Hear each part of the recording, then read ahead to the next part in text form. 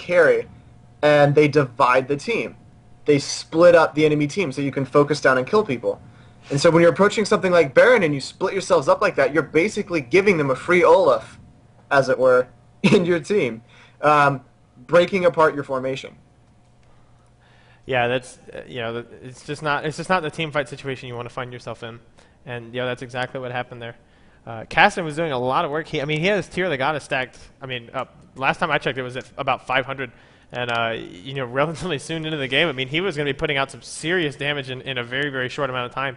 But I have to say, that Ashe, man, if I had to pick a single reason why that game went so, I mean, I had to, that was kind of a one-sided game, and if I had to pick a single reason why, I would say that bottom lane was exactly why. Soraka, man, did she make some plays. I mean, she made some huge plays. I mean, silencing that Caston so he couldn't get over the wall. All the baits and all the damage that she was able to just soak up for her team. Ashe ended up going 5-0-8. The arrows were strong that game. There were a couple that were a little off target, but, man, so many of them just worked out so well for her team that it's really hard to overcome when an Ashe Soraka play that well together. Yeah, absolutely. And then, we had those really, really effective team ganks coming out. And I think that was the thing that they were looking for, was just we can all show up. And suddenly, instead of a 2v2, it's a 2v5. And they leveraged that to maximum advantage. Yeah, absolutely. So it looks like some more people are into some sort of game lobby, so now we're just waiting on some old invitations there. Yep, absolutely. All right, I'm going to go ahead and check a couple things. So I'm going to be right back. I'll be gone for about, 30 seconds or so. So that might be a good time to just give a shout out to anyone who's just arrived at the stream, who's playing Game 2 of this match. Yeah, all those good things. So if you are just joining us on the stream, I am MalphusX. Here casting with me, I have Danya Harold, and we are bringing you the Ivy League of Legends Open League Championship between Georgia Tech and University of Arizona. I believe this is the second team coming out of the hands of University of Arizona. Someone told me earlier that they actually had 2 teams make it into the top 4 of the Open League, which is pretty ridiculous. A lot of talent walking around that campus, apparently. And okay, invites are in. I am in my spectate seat. As soon as Danya gets in, we will be able to, let me advise these guys real quick. Okay, in like 30 seconds. Sorry about that. Should be right back. So just advising these guys. And, obviously we're seeing this game tonight. If you're watching this on the VOD tomorrow on Sunday, welcome. I hope you're enjoying the video. This is obviously today is Saturday night, and we're watching these games. But I've been told that the VOD is going to be played. By the way, you can smite through taunt. Yeah, actually, you can smite through anything except suppress. You can use. I was watching a game earlier where there was a really sick Dragon Steel that kind of happened because the Dr. Mundo got stunned. And someone else was saying like, oh well, he was stunned, he couldn't smite. Well, I'm not sure about that. Actually, smite through stun? Not sure. Taunt? No, you can. Smite stun? Maybe not. I'm not sure. Anyway, not gonna worry about it right now. And regardless, Nocturne timed his smite there really, really well. Because the moment Udyr flashed in, the smite did go down from Nocturne to catch that Baron. But Shin also did the immediate taunt, so. Their team reaction time was really, really spot on for that Baron. So, yep, we're seeing everyone is actually in now, and that means that there's not a spot for you. And Trophaz is actually sitting in your in your seat. Could you ask him to vacate it so I can accept this invite? Okay, there he goes. Actually, you're not gonna be able to accept the invite anyway. You're gonna have to find it in the custom game lobby. So the game name is IvyLoL Open. Is the first view, so if you just search IvyLoL, and I'll be able to get you the password here in a second. Alright, the password is FIG, like the fruit, F-I-G. Alright, someone else is going to totally beat me to it. I believe in you. I believe in you. If you guys are watching the stream, please don't troll us like this. We want to be able to get the game going as quickly as we can. It would really help us expedite it if we didn't have a whole bunch of people hopping into this slot. Alright, I need that password again. I did not spell it correctly. F-I-G. Fig. There we go. Okay, I was spelling with 2 G's. I'm not intelligent. Or the tree. Yes. Okay, so everyone is in here. Fig was like fizz, only with G's.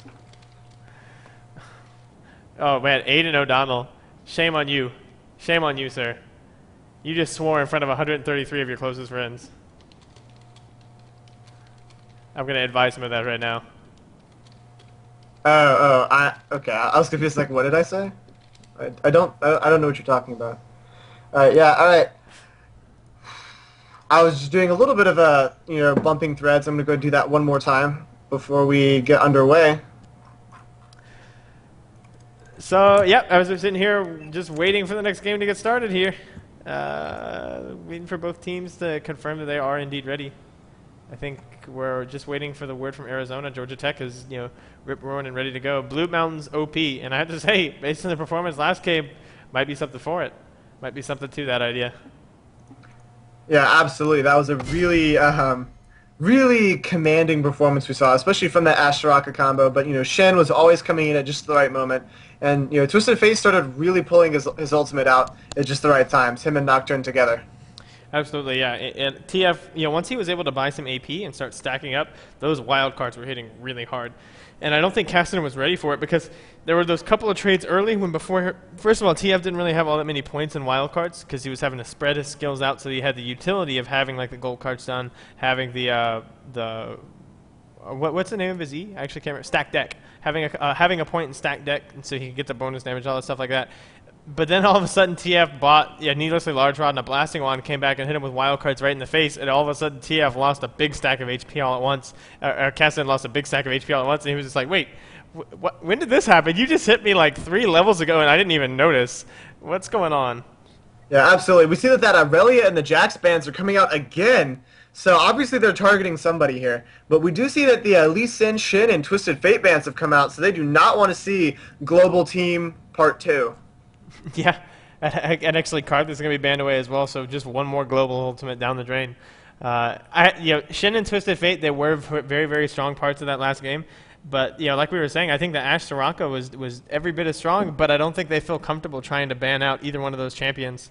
Obviously, there are a lot of AD carries that quote-unquote beat Ashe in lane, but it just didn't really work out that time. The Ashe play was very, very strong. Yeah, I almost feel like when you're against something like Ashe Soraka, you really want an even more aggressive lane with someone like Blitzcrank or Leona to try and just set up those really, really aggressive kills. So I'm going to be really interested to see who they pick. We do have Graves potentially getting picked up here by Georgia Tech. So that's, a much more aggressive lane. Graves, Janna, could be a very aggressive lane there. Landing Graves with his shield, getting that massive AD boost. Suddenly he becomes a very scary man. He starts chopping his cigars and shooting holes in you when he's got that bonus 50 attack damage. Yeah, if there's one thing you don't want, it's a man inside of a small air bubble, smoking a cigar and putting holes in you. I mean, that's the opposite of good. Yeah, it doesn't even make sense. So, I mean, you just want to avoid that wherever possible. And, I'm currently a fan of leaving summoners from last games because currently we do have Jungle Janna. So, I'm a fan of that. If they ran Jungle Janna, I would be amused, I guess. Hang on, sorry, I'm gonna sit down here. I'm checking out the Skype chat. If you just want to keep talking, check out the Skype chat and make sure that someone is looking at the chat on the stream and making sure that these people are kind of staying entertained. Obviously, unfortunately, I'm running on just one monitor right now, so I'm not able to. I will actually check the chat for the stream. I just realized I can do that. I'll go ahead and grab that for you. I'm going to go ahead and comment on, we do have a potential Tristana choice coming out. She is someone who's, Tristana and Tarek, actually. Wow. I mean, if you want to talk about fighting fire with fire, I mean, Janna Graves is about as aggressive a lane as you're going to find outside of maybe Tarek Graves or something similar to that, or maybe Leona Graves or something really crazy. But actually, it looks like we're going to be seeing the Soraka pickup here. Interesting. So it looks like we will be trying to have another, passive AD lane that's going to go into the late game. Because, as Tristana levels, she gets that range increase. And towards the end of the game, she's just got so much reach and so much damage. And, even if you start getting away, she can rocket jump to catch up. So, she's a really strong late game AD carry. So, yeah, I feel like there's a lot of potential there. Yeah, there's not many things that are more frightening than 6-item Tristana. I mean, that's something that's been bandied about forever now. But, truer words were never spoken. It's pretty brutal. Absolutely. We do have Kennen picked up. He's someone who can go top or mid, so he's got a lot of versatility and where he's going to go. So they're kind of trying to maybe decide if they want to try and counter pick him. They did pick up Nautilus and Rise. Nautilus is a great champion because he can go in a lot of areas. He's got a lot of crowd control and he's really disruptive in team fights. But I'd like to kind of poke at Rise here. I think that's a really good choice against Kennen because he's got that rune cage. So that when Kennen tries to go in for his combo, do that lightning rush, Rise can just stop him in place and then unload. And the only way that trade is going to go is downhill for Kennen. He can't touch Rise with that lightning rush to complete his full combo and get all of his damage off. That's going to make it really hard for him to win that lane. And oh my, looks like we're gonna be seeing some Rumble versus Jarvan top. Wow, it's been a long time since I've seen this matchup. I gotta say, I don't really know how this works out. If Rumble is able to get on top of him with Flame Spitter, and oh, that actually just got a little bit scarier for Jarvan. People always Swain's nickname is King Anti Melee. And okay, I'm just gonna stop talking until W Jones decides who he wants to play. That's I think he's just enjoying baiting you out right now. Sometimes players do enjoy doing that. It's a little bit cruel of them, because we sit here talking, we just end up looking like idiots because, well, we don't know what they're going to pick. So right now we're waiting for a moment. We do have the Riven pick, potentially, here, which I think is an interesting choice against Jarvan. I feel like Jarvan's got a pretty strong amount of ability to just kind of endure AD damage. He's got his passive, and he's got his ability to get that innate sort of armor boost. So, I don't know. Like, Riven's an interesting choice against Jarvan. I would have been a lot happier seeing Swain, personally. Yeah, I mean, obviously Jarvan, it's all about the E as far as armor is concerned. If he scales the E up, it gives him passive armor, and whenever he throws the flag down, it actually, doubles that passive armor. But with that being said, I don't know that he has enough damage to really get in Riven's face and trade it out. I think this is one of those lane matchups that's just going to come down to player skill. I mean, a lot of times when you talk about one champion countering another or beating another or doing so well against another one, it's really when you're talking about like super, super high level play and you can kind of expect those champions to be exploited to their fullest. And while these guys are really, really, really great players, you kind of have to wonder at some point if someone is just going to have maybe a little bit more familiarity with the champion and be able to use that to their advantage. Yeah, we did see the Amumu jungle pickup, which I think is a really great choice. I mean, the only other option would be if we had Jarvan jungle and Amumu in lane, but you're never going to see Amumu in lane lately because he it's actually something that's kind of been experimented with. Scar has been like, I've seen him on stream playing some like AP Amumu mid, just trying to take advantage of his passive, plus the fact that he has a 1.0 AP ratio on his Q and big damage on the ult and big persistent damage. It's pretty trollsy, but in the right hands against the right teams, it works out pretty well. But that's not what we're gonna be seeing this game. I'm a Chris Brown. He's a player I've been playing with for like over a year now. He and we played together a lot, and his Amumu is. I mean, I'm pretty sure Amumu was maybe his first main or his first primary main. Definitely one of the champions that he really loves playing and does play very, very well. He's carried me through more than one game solely on the strength of his very, very sad mummy. Yeah, and I mean, the important thing about Amumu is that he's got, as he picks up some AP, he's got actually surprisingly high AoE burst that he can deal in those team fights, as well as shutting people down. So, as Amumu starts picking up his items, he transfers from just being sort of this crowd control mummy to suddenly being a very real threat you actually have to deal with, which is really unfortunate when you're trying to also deal with, an AD and an AP carry who are dishing out just massive amounts of damage. I feel like the combination ultimates we have right here of Jarvan, Amumu, and Kennen are going to be potentially extremely dangerous for Georgia Tech to deal with. But at the same time, there's a lot of disruptive potential here with Nautilus and Janna to try and kind of just shove people out of it, or knock them up, disrupt their combo. So I feel like both teams have got a lot of really strong team fight presence. So, well, and the thing that's really interesting about Georgia Tech's lineup, or excuse me, Arizona's lineup, I'm going to get confused until I realize that the teams are flipped. One of the things that's really interesting about Arizona's lineup is that they have a fairly tanky front line in the form of Jarvan and Amumu. But but you have to deal with those two. Like those two champions, especially if Jarvan's able to get enough items, those two champions deal enough damage while being really tanky that you can't just ignore them and try to get on top of the Tristana. You have to deal with them.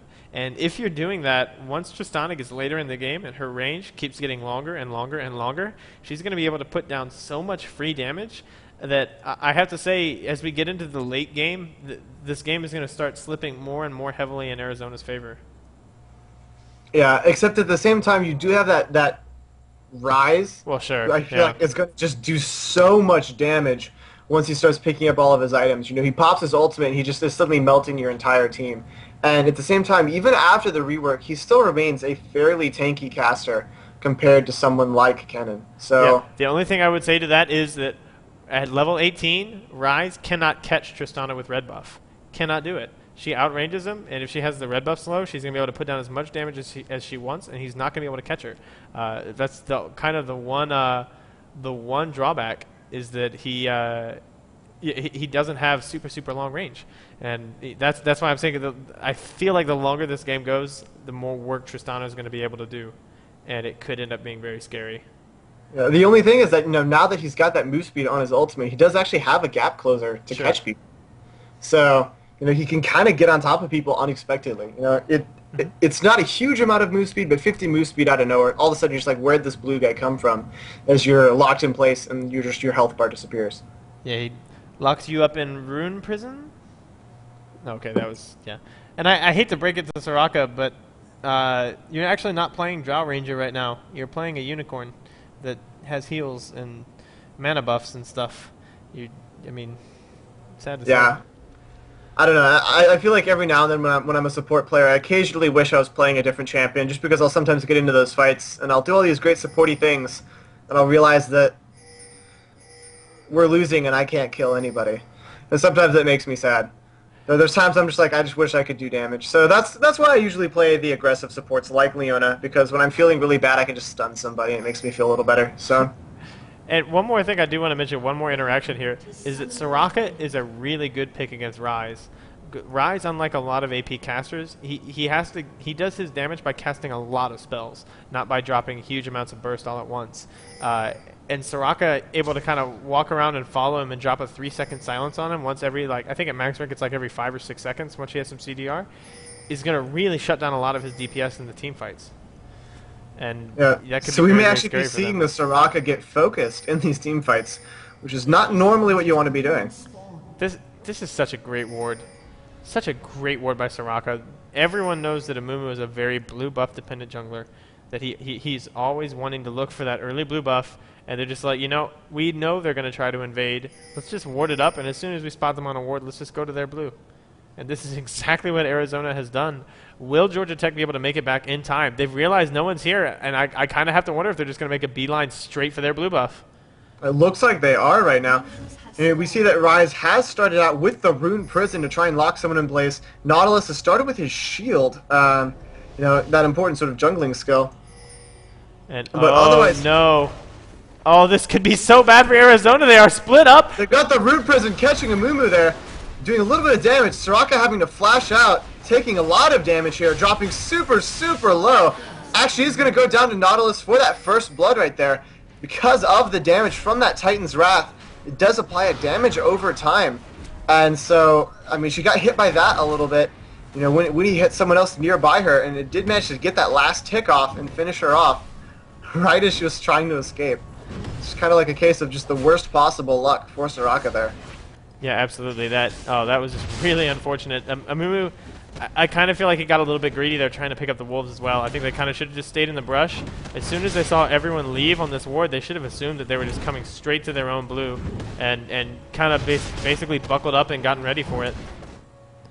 Yeah, absolutely. Though we do see that, even with that first blood, that's only 400 gold.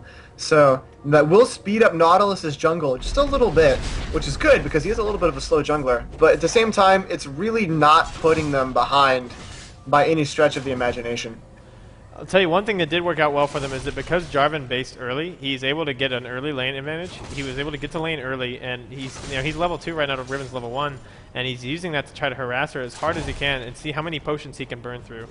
He's gotten one down, and I have to feel like he's going to be looking to get another one down before she hits level 3.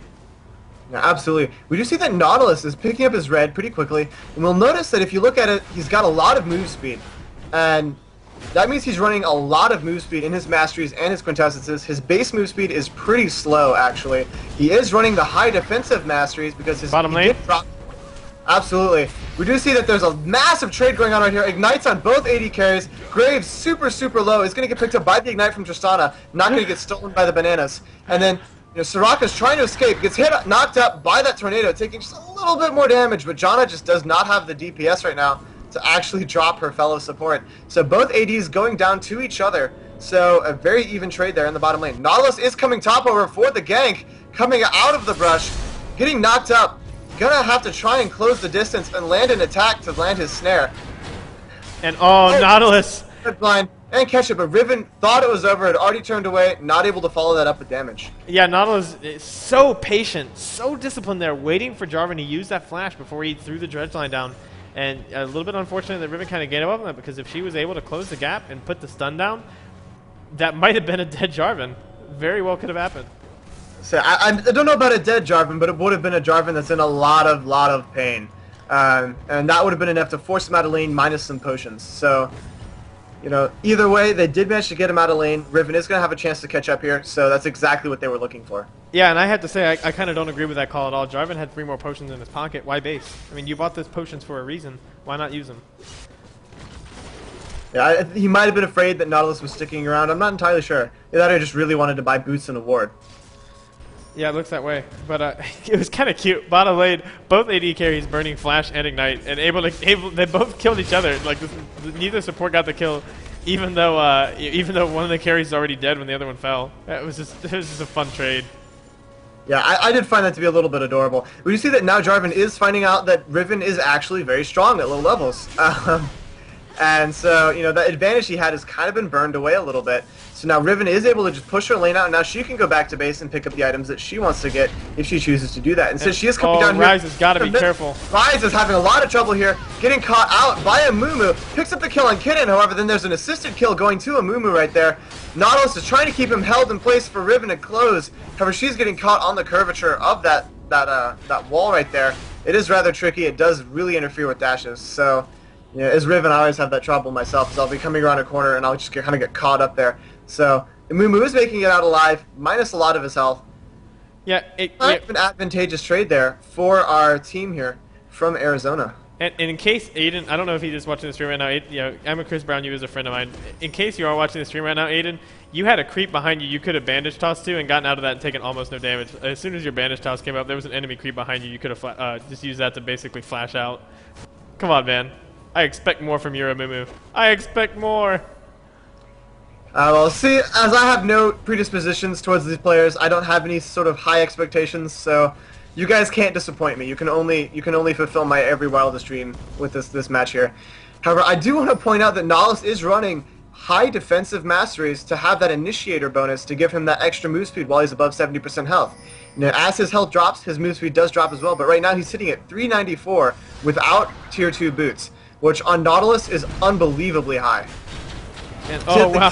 Happening bottom. He does manage to land his snare and his crowd controls on Tristana. She is going to get picked apart, but Janna gets the kill. Trying to follow up on Soraka, dropping her really low, not able to get a kill there. Kennen roaming down, trying to chase them away from the start right here. Kennen, he was a hair's breadth from going for the flash ult. Like he almost, like you could see as soon as he hit that lightning rush, he was thinking about flashing that wall and using the ultimate, deciding against it at the last second. And I have to say that was a good call. Like they had enough HP amongst them that it wouldn't have really worked out all that well for him. So excellent discipline being shown there by Kennen, knowing when the trade was not in his favor and choosing to save his ultimate for another fight. We do have Riven getting jumped in on here by Jarvan up top, dropping super low, and he does manage to pick that up. Nice. His Q, Dragon Strike, does manage to land go for the heart, pick Riven up on the top lane, so that does equalize the lane back in his favor. Very nicely done by Jarvan there. Very, very nice. And we have Ryze just throwing giant beach balls at Kennen. Yeah, his overload is hitting like a truck right now. My goodness, let's take a look at it and see. Yeah, he's getting about 215 damage. Minus after mitigation, probably about 200 damage on a 2.5 second cooldown. Like, come on. Yeah, and the worst part about that for someone like Kennen is that right now he's only got about 800 hit points. So in 4 of those, he's down. So he's got to be really careful about exchanging blows with this Rise. Yeah, he's still in a very strong place even after the rework, and we're seeing exactly what all that's about in this game. Yeah, absolutely. And, I think Rise is kind of the smart casting champion where people finally decide, okay, I'll smart cast, fine. Because, I mean, he's got such low cooldowns that you just really can't play him otherwise. Yeah, I mean, anything you can do to speed up your casting speed is, with a champion like Rise, who's, I believe I remember when they first reworked him, the idea that they said they had was in mind of having like a spell casting machine gun was what they were trying to go for there. And, I mean, they really did basically pull that off. Once you get some CDR on Rise, you can basically just roll your face across the keys, and most of the time, some sort of, shiny light is going to come out and put a lot of pain on the enemy team. Yeah, absolutely. And I think that's kind of the thing about Rise that makes him so frustrating to deal with is if you don't have a way to stop him, stun him, silence him, taunt him, do something to stop him throwing all the giant beach balls at you, you're just going to take so much damage, so sustained damage, that, it's not like someone like Ari who's got a burst where you can kind of take the burst and you've got a couple of seconds where you can try and escape. Rise is just going to keep unloading until you're out of range.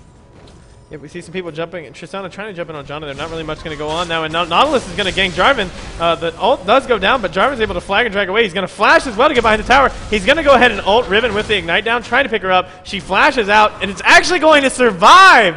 Jarvan will fall. So that was an absolutely beautiful exchange right there we saw. Nautilus making the absolute most out of every crowd control he had to both give Riven some space to do her work and at the same time to shield her when things, when they went under the turret and tried to follow through there. Riven did time her flash perfectly. She made sure she got her ultimate off, did all the damage she could, and then she flashed immediately out into the bush to lose tower aggro as quickly as possible. So both players handled that extremely well. And Jarvan himself handled that pretty well, trying to orchestrate that fight under his turret. Just really couldn't quite get away with it. Amumu is going to do a little bit of harassment on Rise in the middle, and he's going to pay for it with massive chunks of his health, actually dropping almost to dead as Rise just unloads on him, and then drops Kennen a massive chunk of health as well.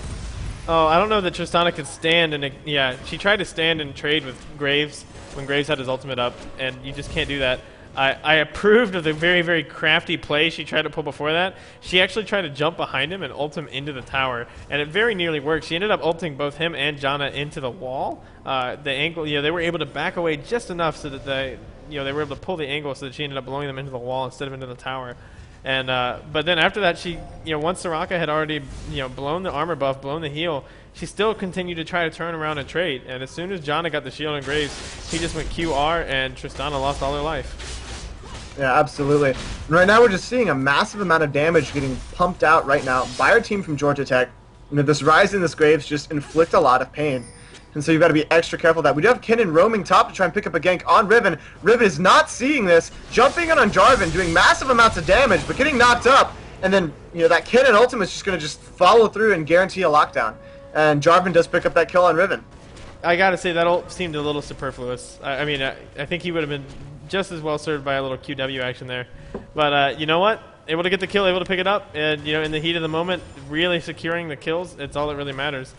Nautilus has been sitting in this bush for a long time, and I don't think they have any idea.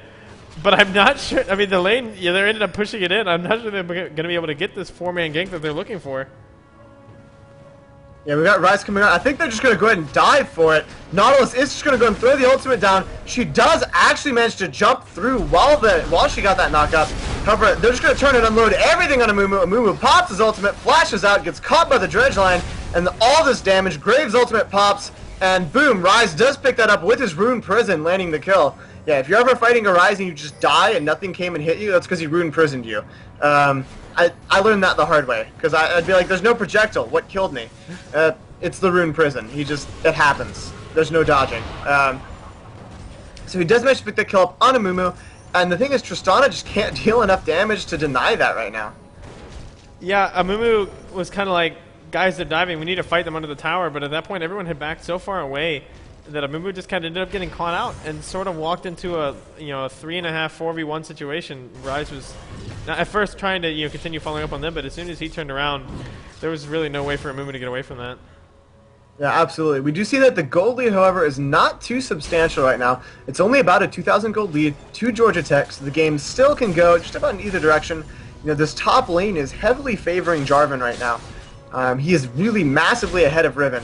So, if they're looking for a salvation right now, that's where they're going to need to be looking, because Jarvan is winning his lane, taking an advantage, and he's going to need to start carrying that over to his other lanes and help the rest of his team. Yeah, and it's kind of interesting. Riven's got a few more defensive stats than you'd expect to see from a Riven this early. Jarvan's actually putting out enough damage that she felt she needed to invest in that extra cloth armor to help her out. And I don't know if she's looking to make a Wriggles out of that or where she's planning to go from here. But you don't normally see Rivens go double Dorans and Wriggles. Like that's a lot of early game item that's delaying the mid game power that you really expect to see out of Riven. And oh my word, that overload is hurting Kennen right now. I say Ryze is making it so that every time Kennen comes out to try and farm, he just takes so much damage that he is really kind of forcing Kennen to play so passively and farm with his Q that, Kennen's just not happy with the situation right now. I can't imagine anyone being happy in that situation. Yeah, and I gotta say, this is kind of, but obviously the thing is, Kennen is, his Q right now is on a 3.6 second cooldown, and he's got the Hextech Revolver, so, he's already back at full health. But I gotta question the wisdom of running into a lane with Ryze with no magic resist in your runes. He's got 30 magic resist here, at level 10. If you're not running flat magic resist blues against Ryze, you can expect to take a lot of damage, and you have to find another way to compensate for it. And he is doing really well with that Hextech Revolver, finding that opportunity. But I don't know. I don't know if I would want to walk into that lane with no MR. Yeah, I'd want to take at least some per level or something. And Nautilus going to find the gank in the bottom. The ultimate goes down, but Tristana, showing how OP Rocket Jump is, blinking away anyway. Soraka, however, no such luck, going to fall. Amumu trying to get a counter engagement there, but even if he had managed to land that, I don't know that they'd want to go into that 2v3. Yeah, they did have the tower almost there to help them, but not quite in range, so it would have actually been a pretty disadvantageous fight for them, just because, you've got Tristana and Amumu there, but you're trying to fight this Graves, and he's just dealing so much more damage right now. Absolutely, yeah. He's got the BF sword along with the Berserker's Greaves. He's hitting like a truck. And they're going to go ahead and take advantage of the fact that they have no support, and they're going to go ahead and take a little dragon down. 15-29, the dragon falls. So 21-29, we will see the respawn. Absolutely. We do have Jarvan, however, just going under the turret and picking up a kill on Riven without any real danger there. He's got just such a commanding lead right now that if Nautilus wants to go babysit a lane, he's really only got one option right now. Yeah, absolutely, and I kind of expect to see Nautilus start doing that. Ryze pretty far ahead of Kennen. Kennen, like you said, he's just shuriken farming at this point. Graves pretty far ahead of this bottom lane as well. It's really just the Jarvan that's kind of keeping Arizona very, very strongly present in this game. Even Amumu, his jungle, he's not really able to make a whole lot of things happen right now. And actually, Ryze going to try to catch Jarvan now. Jarvan flashing away as the Rune Prison goes down. Will Ryze be able to follow us up? The Ignite and the Overload will pick up the kill. Oh, man. It's plays like that make me want to learn to play Ryze. And look, Ryze ran in the brush like, okay, I'm going to peel back. And he's like, wait, what? This is warded? What? Why are creeps hitting me? Get out of here. Yeah, it's always a good way to find out if there are wards in a bush. Just go stand in it and see if the creeps attack you. If the creeps divert to attack you, they've got a ward in there because they can see you.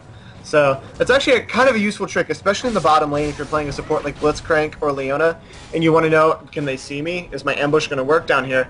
Just see if the minions will start aggroing onto you. Absolutely, yeah. And, oh wow. So Riven going to go ahead and push the lane into his tower.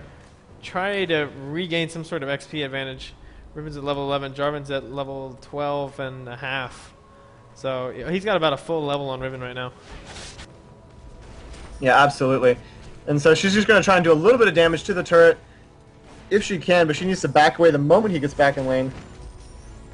Yeah, you see, she did decide to go for the Wriggles. So she's got Ninja Tabi plus Wriggles, combining to give her 124 armor, plus obviously the Ninja Tabi passive where you take 10% less damage from basic attacks.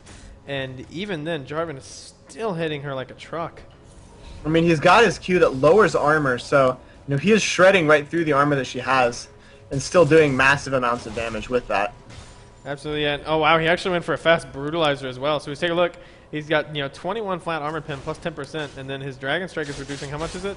26% more. 26%. Man, yeah, that's really hard to stand up to. Oh, look at, he just chunked her between his passive Dragon Strike and the flag. Like, just chunked her for almost half her HP. Yeah, I That's mean, it's just... strong. Yeah, we can see that this Jarvan is just being absolutely dominant up here right now. And we've got, Graves muscling around down here, actually diving under the turret to try and do some damage here, harassing around. Janna starting to take some turret aggro, having to run back and forth. Soraka getting picked up as a kill.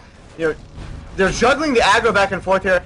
Tristana has to use the ultimate to try and get some distance. However, Graves is just following her up under there, thinking about it, and then finally backing away. But picking up that one kill right there without any real trouble. And then the combination of Nautilus and Riven there was able to pick up the kill on Jarvan while he was trying to bring down that turret. So, 2 more kills for Georgia Tech.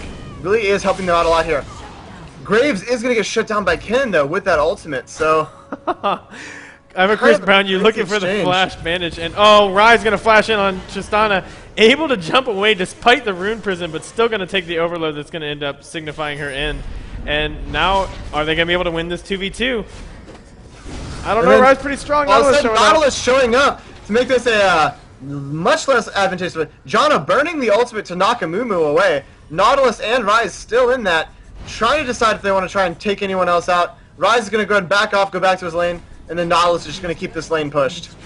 Yeah, obviously at the very beginning of all that nonsense, Nautilus is able to go up top and help Riven pick up a kill on Jarvan. And Riven's actually going to be able to go ahead and push down the tower. I kind of wonder if Jarvan, is he going to risk freezing the lane? Is he going to risk a roaming Riven? Because if he does freeze the lane, Riven's not going to be able to get any farm at all. She's going to have to resort to jungling, to counter jungling, and to trying to roam and pick up ganks. Because as we've already seen, 1v1, Riven can't handle Jarvan right now. Yeah, and I mean, it looks like he's not going to want to do that, but, kind of still up in the air. Yeah, I'll be interested to see how he decides to play this lane. Obviously, top lane, part of a top laner's basic mechanic, like you talk about basic mechanics for every lane. If you're playing as an AD carry, being able to CS super effectively is a basic mechanic. When top lane, it's about lane control. That's one of your many basic mechanics you have to have great mastery over. And as you see right now, this Jarvan, he's definitely proving that he knows how to play in the top lane. And down goes the tower. Absolutely. We see that Kennen is coming bottom and trying to pick up a gank right now. Janna is dodging that, dodging the Shuriken, turning back to try and get to Graves if she can. Doesn't want to try and escape up and away because, she knows that Kennen can catch her if he was going to pursue. So. Absolutely. You see Rise trying to dump as much damage down on this Amumu as he can, but Amumu's got 93 MR right now, so Rise not really hurting all that much. And this is always the cute thing about Rise. Pre-rework, post-rework, I mean, this Rise actually building basically the same as if he would beforehand. And, Nautilus looking for a gank, poking his head out. I don't know if he's really going to find anything. Yeah, Lightning Rush too fast. Nautilus tries to predict the movement with the dredge line and is not able to successfully do so. But the cute thing about Rise is that, yeah, he's super tanky and he does so much damage in team fights. But when he hits a tower, he doesn't do anything because he doesn't build attack damage and he doesn't build ability power. And those are the two stats. I'm going to shut up as we see a big fight going down in bottom lane. Yeah, absolutely. I was about to try and talk to you about that. We've got Jarvan coming in out of nowhere to land that kill on Janna. Nautilus coming from the side to try and hurt Tristana here. Suddenly he is alone. Graves retreated a little bit too far, and by a little bit I mean way too far. Did not realize Nautilus was there. Kennen was thinking about coming down. Jarvan can escape into the dragon pit and start bringing down the dragon. There's no ward there to reveal that. He's going to have to come back, however, because his bottom tower is about to fall. Nautilus going to just kind of menace that really aggressively. And so, Jarvan coming in, however, Graves uses his dash to clear out of that, so he does not get knocked up. And so they're just kind of dancing around right now in the bottom lane, waiting for their opportunities. Rise is going to take the chance to drop the mid turret while there's no one there to stop him. Kennen's there, but he can't really stop him. So yeah, as I'm talking about Rise being kind of an impotent tower pusher, he actually manages to push down tower over top of Kennen. And wow, Riven's going to burn the ult and try to go onto the Amumu. Amumu using the ultimate, but unfortunately Riven just getting out of tower range, and Riven is able to pick up the kill as Amumu decides to fight without the help of his tower. Yeah, we do see that Graves, however, does get picked up by that combination down bot. Jarvan, Soraka, and Tristana all going in on top of him. However, Tristana did die in the process, so Graves may have gone down, but he made sure that someone went down with him. Yeah, absolutely. I mean, if you're gonna die like a real war hero. Take somebody with you. Absolutely. And we see that another turret is going down. So now there's a 2-turret lead for our purple team right now. Georgia Tech just slowly trying to gain that global gold advantage. They are now moving to the Dragon. They should be able to pick this up without any trouble. There are no wards for either team in the area. So that's going to be another Dragon going down for Georgia Tech. They'll have gotten both of them in this game, and that'll just give them a really commanding gold lead. Yeah, absolutely. This is Ryan's getting really, really scary. He didn't even have a Catalyst before, and he just went back and bought, and he just had the Negatron Cloak to give him some extra MR, and then he was able to finish that into a Banshee's Veil in one trip back. So much damage and so much more tankiness coming out. Obviously adding the passive with the Banshee's Veil where he's going to get the spell block, but more than that, just the stats of having that much extra mana and that much extra HP. Oh man, that puts Rise into just so much stronger of a position. Yeah, absolutely, and just having that spell shield is going to help him really dodge around things like a Moo ganks that would otherwise cause him a lot of trouble. And yeah, Mumu wisely getting in there, he saw the opportunity to get in and safely use a Tantrum to poke down Rise of Banshee's Veil. I don't know if they're going to look to fight in the next 45 seconds, but if something crazy does happen, he's not going to have that spell shield. Yeah, absolutely. And then that Tantrum is sort of the most spammable spell on a Mumu. So it's something you can just kind of throw at someone without really too much worries. What do you think he's going to go next? What do you think that Amp Tome is going to become? Is he going for a Cages or nope? There's the Revolver. That was my next thing. Do you think he's going to try to pick up a Hextech Revolver? But now we know the answer, so yep. I guess if you said anything, you'd be kind of cheating. Yeah, that'd just be kind of like a little bit silly. I don't know. I mean, you see that Rise is picking up the Amplifying Tome and the Blasting Wand, so I'm going to be interested to see what he turns that into. I could guess a Rylai's or a Void Staff are kind of my two guesses right now. Yeah, I would think a Void Staff. I think he's dissatisfied with how little damage he's doing to a Mumu right now. And obviously, you don't want to focus a Mumu, but when it comes time to hit him, you do want to be able to deal damage. Yeah, absolutely. And so we can see that Nautilus is going to go and poke a little bit, but not really going to follow that up. Nautilus at this point is building tank and support items. He has got his Shurelias, he has got his Aegis, and so Janna, not having to build those items, has actually gone ahead and picked herself up as Zeke's Herald to make Graves that little bit more deadly. And they're actually going straight for the Baron at 25 minutes. And I don't think that Arizona knows that this is happening entirely. They kind of suspect, but they really don't know. Yeah, I think it's all Spidey sense right now. They have no ward coverage, and they were kind of able to push them away, and yeah, down it goes for free. Ouch. So that is actually extending their lead to basically 10,000 gold, which at the 25-minute mark is pretty crushing. They are going to land all the crowd control onto Kennen. Kennen's just going to explode as the Nautilus ultimate catches up with them. They're following through, unloading everything on a Mumu. Got to use that ultimate from Soraka to keep them alive. Jarvan getting caught out, taking a little bit of damage, and then they're just going to have to back away a little bit until they get some minions to catch up and tank these tower hits. And they're going to push this turret, and there's nothing Arizona can do to stop this. If they try and fight them, they're going to take massive damage. Catching out Tristana, landing all that on her. She tries to rocket jump away, but is caught in the anchor of Nautilus. Then Jarvan getting focused down immediately, as well as the Mumu by Rise. Massive damage coming out from this Rise right now. Yeah, Arizona burned too many cooldowns for a fight they didn't want to have. Amumu used the ultimate and then flashed away, and then we saw Soraka burn her exhaust. There were just so many cooldowns that they used that they didn't have to for a fight they had absolutely no intention of going in on, and that kind of gave Georgia Tech this opportunity to continue this chain engagement, continue dropping down damage, and it's going to end up costing them the game. Yeah, it looks like this Nexus is going to go down, and that is game 2, going to Georgia Tech. So they're going to be going ahead and winning this series 2-0. And that's actually the championship. Ladies and gentlemen, your IvyLoL Season 1 Open League champions, Georgia Tech. Yeah, I'm just going to go ahead and give them a little bit of, I'm not going to say a round of applause, but a shout out for that. Really well played, both games, really well coordinated. Yeah, that was really impressed by how they strong. handled their fights. That was, I mean, just strong play. There's no other way to describe it. Just way good. Oh, man. So it looks, I'm checking into the Skype here. It looks like Dire Wolfie is not actually back with us. So unfortunately, we don't have our main interview man, but I think we'll see what we can throw together ourselves here. Yeah, absolutely. So for anyone who isn't going to stick, we are going to try to do some post-game interviews. If you're not planning to stick around, thank you so much for tuning into the stream so far. This was the IvyLoL Open League Championships. As we see your winners, Georgia Tech, tomorrow night at, I believe, 10 p.m. Eastern. Is that right, Daniel? 10 p.m. Eastern is the last date I had heard. So we will be seeing the finals of our premium teams going up against each other. It's going to be versus the University of Austin, Texas. So it's going to be really good games. I've seen both. We watched both of those teams play, and they both were really, really strong, really dominant.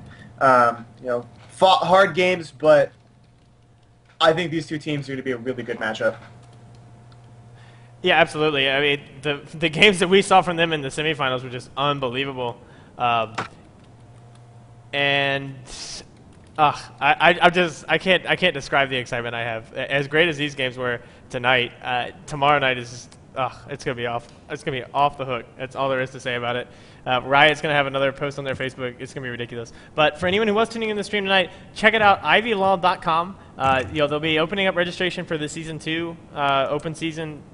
I assume relatively soon. I actually don't know the official word on that. Let me see if I can get word from Matt. Looks like I'm not getting any messages from Matt here. So unfortunately there. Wait, oops, so there's a, oh, okay, cool. But so yeah, check it out, IvyLaw.com, and maybe at the end of next season, it'll be your team that we're sitting here talking about. Check it out. Any college, any accredited university in North America, as far as I know, Mexico, U.S., Canada, anywhere. It might even be worldwide. I'm not 100% sure of that, but I want to say it's just North America. You can sign up. All you need is 5 players to go to the same school. Sign up, make it happen. Go into the season and show everybody what you've got. Show them why you belong in these semifinal matches and in the finals. Yeah, absolutely. I can't emphasize how much it is important to realize that this really could be you. I mean, when this started, it was just a bunch of guys came together, made these teams, got started, and it's just grown into something really, really awesome to watch. Like, the level of play we're seeing here is really high, and so I'm actually got some prior obligations I'm going to have to go to, but this has been a lot of fun. I have really enjoyed watching these games. Some really impressive play by everyone involved, and congratulations to Georgia Tech for their victory as the Open Championship Finals here, and just massive shout outs to all the players, all the people watching. Thank you for tuning in. This is Danya Harold. I'm actually gonna have to be signing out. So have a good night. Yeah, thanks so much for joining us, Anya. A pleasure as always. But I'm actually getting in touch with the teams right now about having some post-game interviews.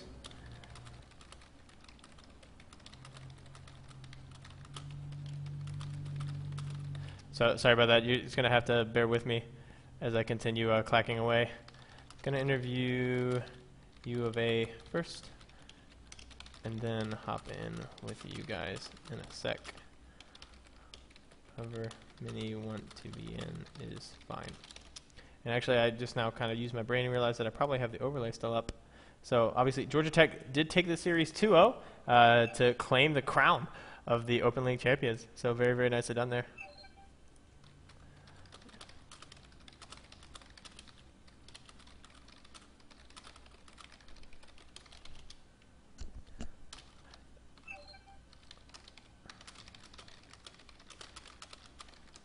And I will, while I'm waiting to hear back, right now I'm in touch with Aiden O'Donnell, I'm a Chris Brown. He was playing the Amumu last game.